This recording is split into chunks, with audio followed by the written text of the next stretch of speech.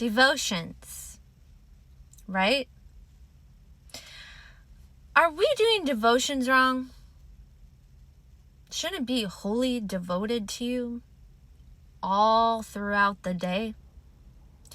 Yet we only give God 20 or 30 minutes of our time, and we just compartmentalize him. We just say, hey, God, this is my 20, 30 minutes, and the rest of the day, see ya.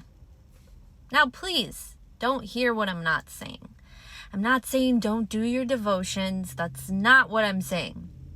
That's obviously important because some of you can't do your work and do God. I get that.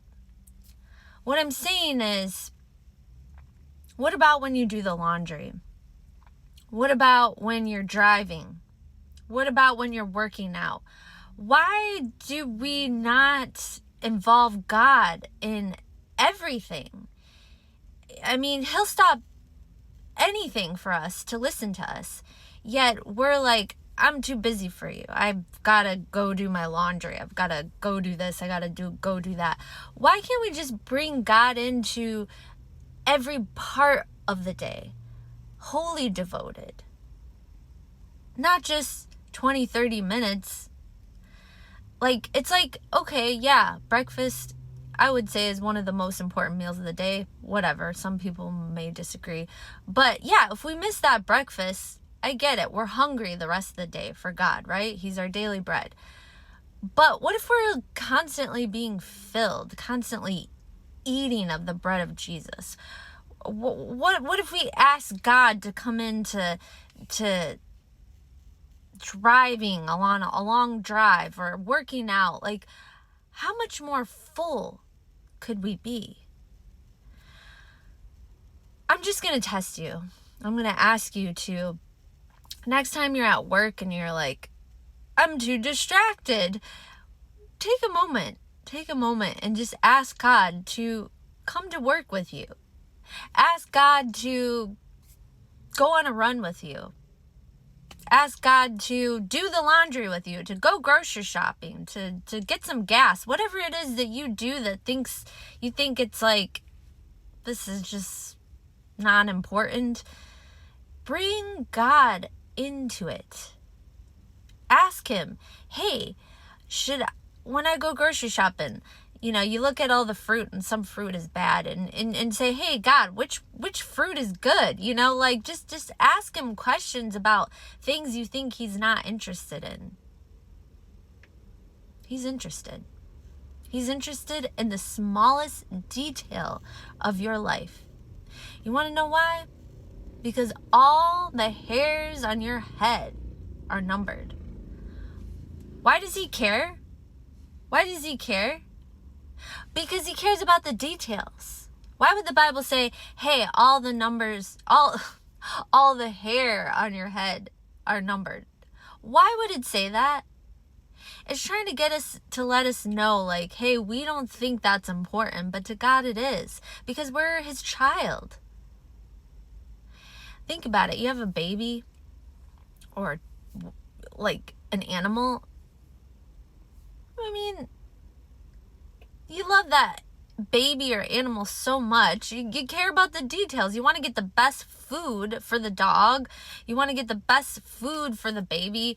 Like, we actually, as humans, care about the details. So, just think about that. God cares more about the details than we do. So next time you think that God doesn't care about you, next time you're crying over that boyfriend, that husband, that lost job, just remember that the Bible says God collects every tear in his bottle. Why would he do that? Why would he do that?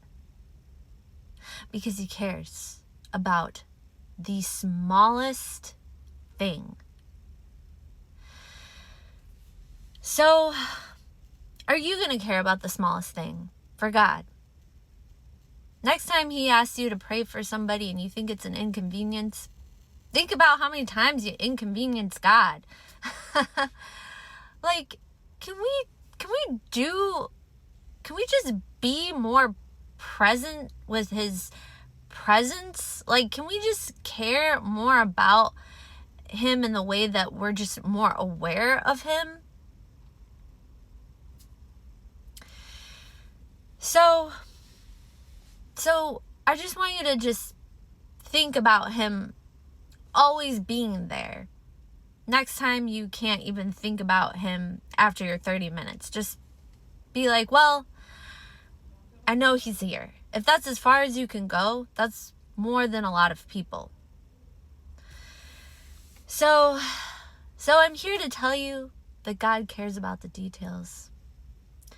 And he wants to go everywhere you are. And he wants to go before you and after you and all around you and up and down and all around. He's